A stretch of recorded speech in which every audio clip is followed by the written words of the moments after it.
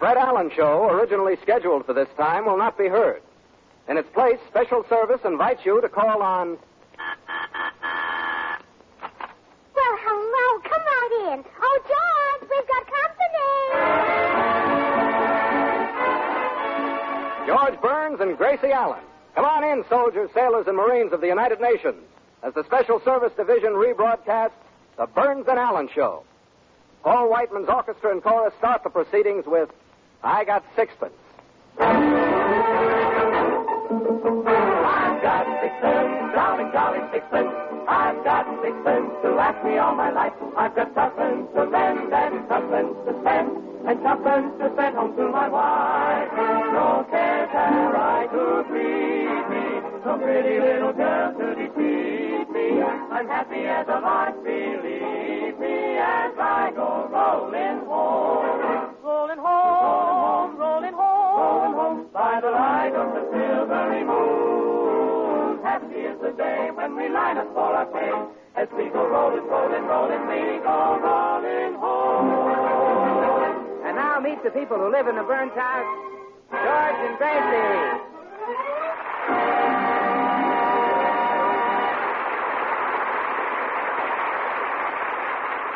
Now it's morning at the burnt house, and we find Gracie at the front door, talking to her good friend and daily visitor, the postman. So that's why I'm late this morning, Mrs. Burns. I was in the dentist's chair for 2 hours. Oh, you poor man. Did the dentist hurt you? Yes, but I didn't flinch.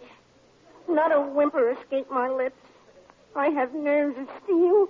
Oh, my goodness, Mr. Postman. You must be the Allen lad of the post office. How true. The muscles of my jaws were so strong, the dentist couldn't pull my tooth out. He pried and chiseled and hammered. Oh, how awful. Yes. Finally, the dentist couldn't stand it. He had to give himself a shot of Novocaine.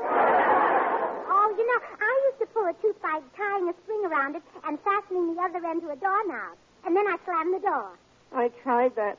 Here, I've got it in my pocket. Oh, it worked. Oh, and what a big tooth. That's the doorknob. Oh, yes. You know, when my father wanted to get one of his teeth out, he had a sure way. Gee, I'd like to try it. Oh, I wouldn't. You'd have to go all the way up to San Francisco and pick a fight with my mother. Oh, I wish she lived a little closer. Well, here's your mail. Just a magazine today. Oh, well, thank you. Well, goodbye, Mr. Postman. Goodbye, Mrs. Burns. Remember, keep smiling.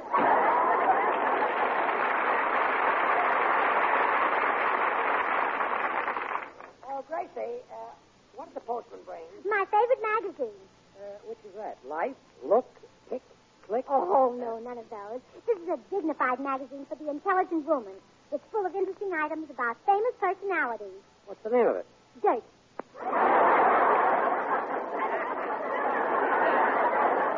Yes, that's very dignified. It has real inside facts that no other magazine would dare print. And just listen to this item. Whose wife has been going out with who, and who is burned up about it? Who? Oh, naturally they don't tell that. They have to draw the line somewhere. Well, naturally. Oh, and here's the real news over here on the society page. It says that Freddie Langdon, the millionaire playboy, is opening up his Beverly Hills home for the summer. Freddie Langdon? Yes. Just look at these pictures of him. Oh, isn't he beautiful? He doesn't look like so much to me. Oh, look at this one in the bathing suit. Oh, look how broad he is. I'm just as broad as he is. Yeah, but his is in the shoulders. Probably got on water wings or something. Come in. Oh, hello, Gracie. Oh, hello, Tootsie. You're just in time. The new issue of Dirt came this morning. Oh, I adore Dirt. Oh, me too. And this week they have a picture of Freddie Langdon, the playboy. Here he is in a bathing suit. How do you like him? Oh, Tootsie, for Pete's sake. Look, why don't you stop? I look as good in a bathing suit as he does. Ah, you're cute. What I do? How about those two girls who followed me everywhere I went at Ocean Park? Oh, I forgot to tell you, dear. They were lifeguards. Well, I don't believe it, and I still say I look as good as Langdon. I'll go upstairs and I'll put on my bathing suit and prove it. Gracie, what did Dirt say about Freddie Langdon? Well, it doesn't say much. just that he's opening his summer home and needs a cook and a maid. Oh, gee, I envy the girls who get those jobs. Imagine being in the same house with him. Yeah, and he might even marry one of them. I read a story about a millionaire playboy who married his cook. Really? Yeah, he was wasting his life gambling for hours at the martini table and drinking one dry roulette after another. Oh, isn't that awful? But just in time, he looked at his cook and realized that he loved her for her loyalty and her simplicity and her pot roast. Oh, Gracie, could that happen in real life? Well, of course it could. Why, I'll bet that... Say, Tootsie. Huh? Why don't you apply for the job as Freddie Langdon's cook and marry him? Oh, but it might not work. Mr. Langdon is hiring a maid, too, and he might prefer her to me. Well, why should he? Well, she might have a more well-rounded education. Oh, wait, I've got it. I'll take the job as maid. You? Yes, and as soon as you've landed him, I'll quit. That way you won't have any competition. Oh, Gracie, you're a real friend. Hiya, girls. What's new? Oh, hello, Hello, Bill. Bill, you can be the first to congratulate Tootsie. At last she's going to fulfill her destiny. Really? Got a job as a stevedore, huh? Oh, no, Bill. Tootsie's going to marry a millionaire. Bill, it's Tootsie. Well, girls, here I am. My bathing suit seems to have shrunk a little bit.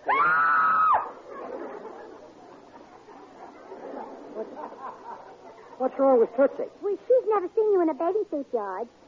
It doesn't affect me because I know, you're trying to rib me. Bill, you're an honest guy. Look at me.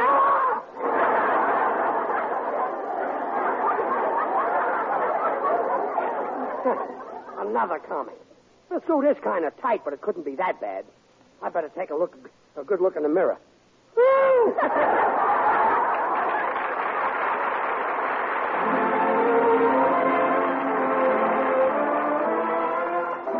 This is Paul Whiteman. New York is cheering a smash musical show. It's called Oklahoma. And here's one of its top tunes. People will say we're in love.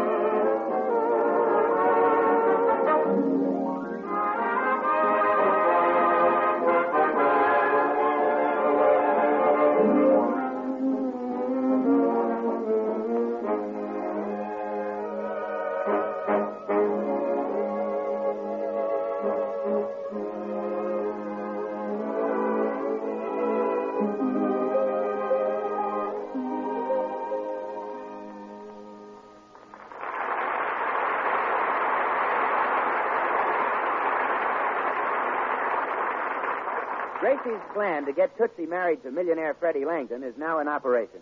The girls are just arriving at his home, where they hope to be hired as cook and upstairs maid. Oh, be still, my heart. Do I look all right, Gracie? Let's see. Oh, your hat doesn't seem to be on quite straight. Oh, dear. Oh, no, that's all right. It's just that your face is on a little crooked. Oh, thank goodness that's all it is. Now, remember, Tootsie, let me do the talking, huh? Yes? Are you Freddie Langdon, the well-known playboy? Playboy? Just who are you? Well, we've come to answer your advertisement for 2 servants. Oh, well, that's different. At last I've got help. Come right in. You think we'll do? Well, you'll do as the maid, but I don't know about your friend here. I need a cook, not a butler. Oh, no. This isn't a butler. This is Miss Stagwell, the cook. Oh, I see. Is that her regular position? Oh, no. The damp weather makes her bend over like that. Say how do to Mr. Langdon, Tootsie.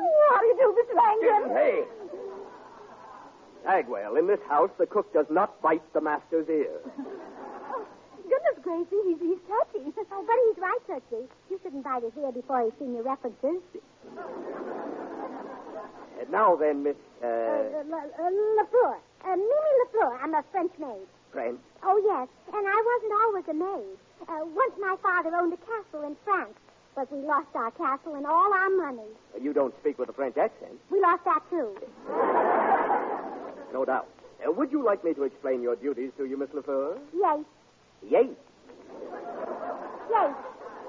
That's French for oui. You're a very unusual servant, Miss Lafleur. Where was your last place of employment? Oh, I've been working for a party named George Burns. And why did you leave him? Well, Mr. Burns wanted me to be more than a maid to him. Beast. I don't blame you for quitting a rotter like that. Dad, why do there have to be such men? I don't know. Sweet, innocent girl like you. You, really are an awfully cute little thing, Miss Lafleur. Oh, Mr. Langdon. Oh, yes, you are, Miss Lafleur. Or do most people call you Mimi? Oh, no. Very few people do. Has anyone ever told you you're very good looking?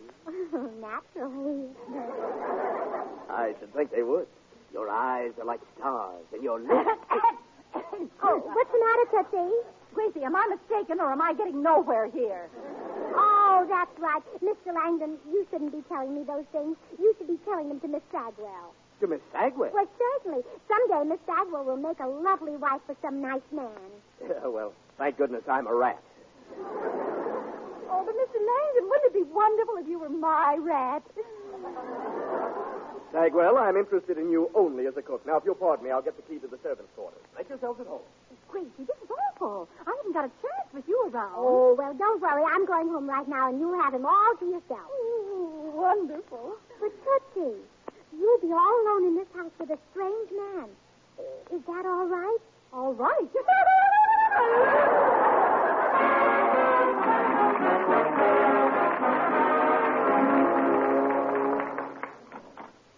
Hello, dear. Home again. Where have you been? Out trying to get Tootsie a husband. Oh, why don't you give up? No man would ever look at that broken-down dame. Oh, George, that's not nice. Everybody picked on poor Tootsie. Even the government insulted her. The government? Yes, they gave her a number 17 shoe stamp, and she only wears number 14. Yeah, she's a toe dancer. Mother racked her feet when she was a kid. I'll answer it. Yes? Are you George Burns? That's right. You're just as I pictured you, Burns, a sly, sneaking beast.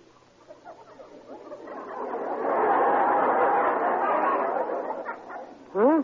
What have you done with my upstairs girl?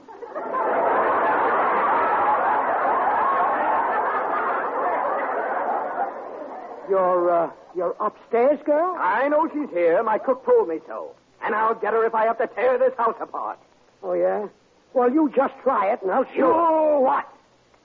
I'll straighten up after you, I guess. Oh, hello, Mr. Langdon. Mimi. Mimi? Am I too late, Mimi? Has this brute pursued you from room to room? Oh, no, not since 1931.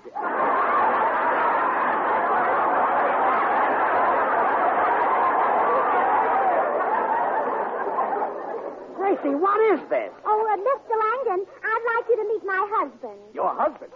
So you're not a little French maid. You made a fool out of me, huh? Yes. French maid?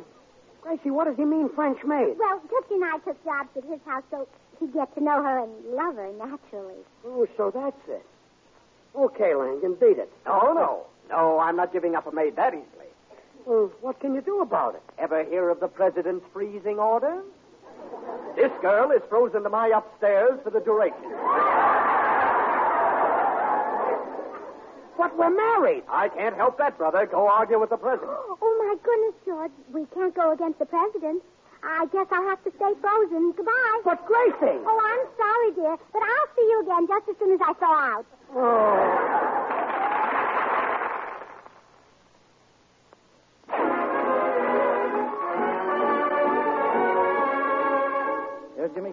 singing a new tune that's a mighty cute tune. The Right Kind of Love.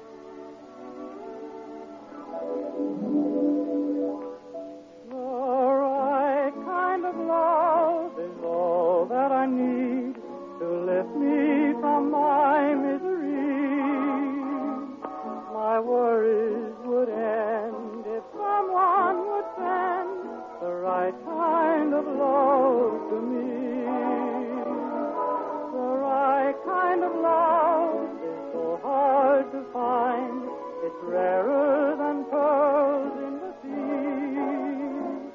I tried and I tried, but just can't decide the right kind of love for me. What I'm looking for in the one I adore isn't diamonds and rubies and stuff. She just has to be kind of crazy for me. Now please, is that asking too much? I'll work and I'll slave, I'll kiss and I'll save when I find my gal yesterday. Won't heaven be kind and help me to find the right kind of love for me?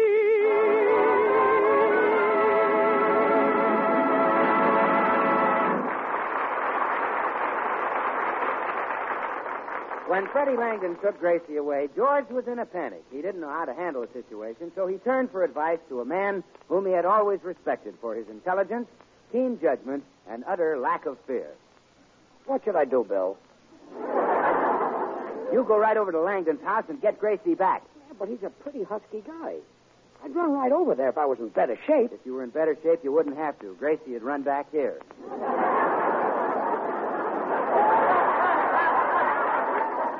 Now, look, Bill, George, I'll bet you could take this fella, Langdon, if you used the Goodwin system. What's that? Well, you just grab his right arm in your left hand, grab his left arm in your right hand, pull him toward you, wrap both arms around him, and squeeze until he gives up.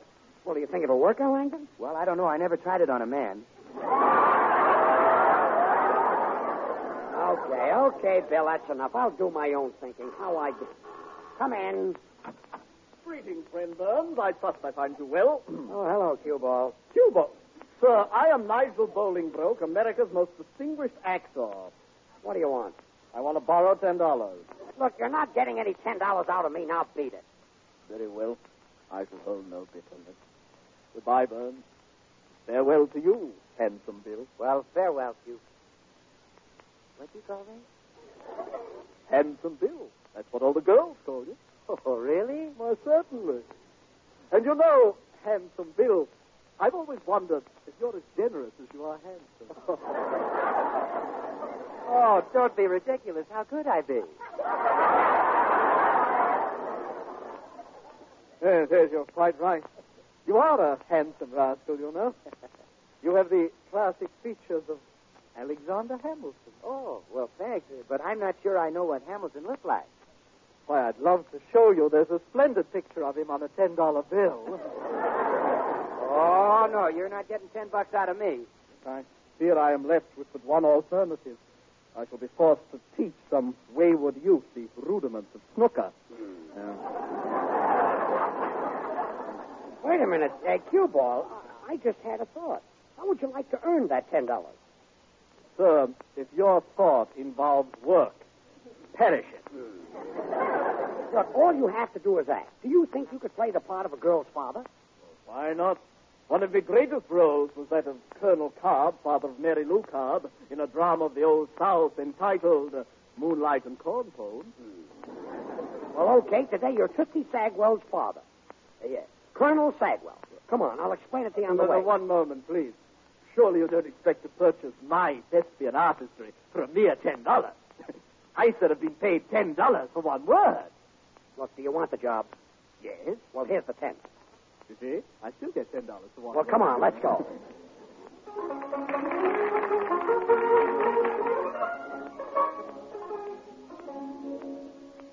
Gracie, you think I'm getting anywhere with Mr. Langdon? He hasn't proposed yet. Oh, Oh, don't worry, he will. I love that subtle hint you gave him. Serving 6 courses of wedding cake for dinner. Yes. And did you like the way I decorated the cake with icing? Oh, wonderful. The little bride and groom on top kissing each other. And written underneath, it should happen to me. I thought that was subtle, too. And, Tootsie, if he doesn't propose tonight, you can give him a stronger hint at breakfast. What? Well, put a diaper in his napkin ring. Oh, Gracie! Mr. Langdon, there's someone at the door. Answer it. You want me to answer it? You're supposed to be the servant here. Oh, I'm the upstairs girl. I don't let anybody in unless they knock on the roof. Oh, what's the use? All right, I'll answer. Aha! So you, sir, the scoundrel, has been trifling with my daughter's affections. I beg your pardon. Why, Mr. Bowling. Gracie, this is Tootsie Sagwell's father, Colonel Sagwell. He's come here to make Mr. Langdon marry Tootsie. Oh, I see. Oh. It's kind of cute. Now, see here. Quiet, Yankee. Sir. Sir, if you all know what's good for you all, sir, you all better marry my little gal right now. Tell me, daughter, did this Yankee try to take advantage of you? Did he try to kiss you? No, make him do it, Pappy. Confound you, sir. You've dragged the proud name of Sagwell. A Sagwell in the mud. And now, sir, you gotta marry my daughter. Now, see here, this is blackmail. Look, Mr. Langdon, if you let my wife come home with me, I think I might be able to call the colonel off. Yes, I might listen to Mr. Burns, sir. Oh, no, you won't. This is Tootsie's chance to marry a millionaire. Millionaire? You mean this charming gentleman is that well-heeled? Eh? Oh, Mr. Langdon. Mr. Langdon is fantastically rich. Well, Mr. Langdon, perhaps you and I can arrive at an amicable financial settlement. Hey, you can't do that. You gave me your word. My word, sir, is absolutely worthless. Now then, Mr. Langdon, shall we say $50? Fine. Now, just a minute, Mr. Langdon. You don't have to give him a cent. He isn't Tootsie's father at all. He's a pool-room bum I hired. My dear Mr. Burns. Yes. I despise you. Oh, come on, Gracie. We're going home. Oh, no, you're not. She's still my upstairs girl, and she still throws into a job. My, it's been a long winter, hasn't it? But look here, Langdon. She's my wife. She belongs with me. That's right, and you're not going to separate us. Gracie, have you got an idea? Yes, George. Let me hear you say, dinner is served. Oh, no. No.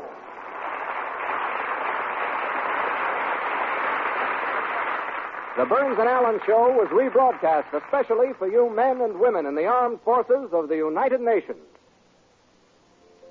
Hello, my hammer, hammer ring. Oh, my hammer, hammer ring. Well, Nova had a hammer, hammer ring. Nova had a hammer, hammer ring. Plus a 40-pound hammer, hammer ring. Plus a 40-pound hammer, hammer ring. Well, Nova had a hammer, hammer ring. A special service after show featuring the mellow music of the Golden Gate Quartet.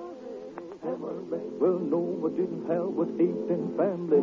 Let me tell the 3 of their names. It was a ham, sham, Chip, and Comaya. Gonna build my house just a little bit higher. Play on my hops with the daughters of Zion. Nova had a hammer, hammer. Well, Nova had a hammer, hammer ring. From the 40-pound hammer, hammer ring. From the 40-pound hammer, hammer ring. Go ringing in the bottom, hammer ring. Go ringing in the bottom, hammer ring. Go ringing in the live oak, hammer ring. Go ringing in the live oak, hammer ring. Build a ring a hole, hammer ring. Ring a hammer ring. Go ring a hole, hammer ring. Go ring a hammer ring. Well, Nova had a hammer, hammer ring. Nova had a hammer, hammer ring. So the 40-pound hammer, hammer ring. On the 40-pound hammer, hammer ring. Well, one of these mornings bright and fair, hitch on my wings and try the air.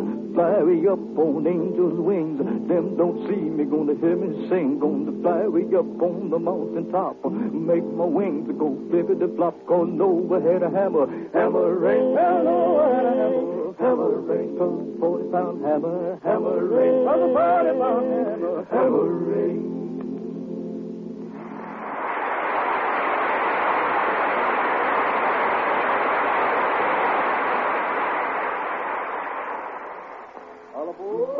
Lord, she goes, get on board. And I get the ticket down, my Lord, she goes, all aboard. All aboard. The train is coming. You better get your business right. You better set your house in order, friend. You know the train's gonna be there tonight. Don't you have a whistle? Have a bell to sing. Don't you have a engine exhausting, friend? You know the train's gonna be there tonight. Now before she enters the pearly gates of heaven, can't you imagine that you can hear this train go? She talks so proud, lots of you know the train's gonna be there.